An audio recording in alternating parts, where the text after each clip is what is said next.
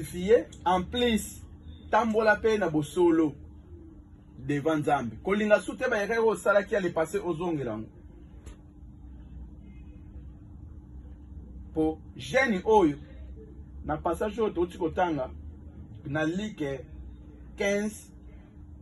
11 à 18 na mobimba nango soko ningo na mukuse otangi like 15 à 17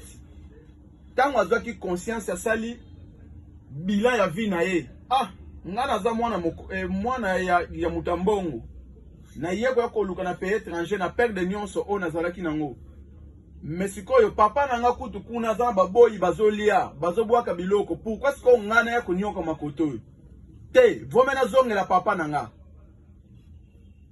tango azongelaki papa na ye atambolaki pe ndenge papa na ye alingelaki parce que déjà salaki bilan ya vie na ye a comprenaki ba erreur o ya salaki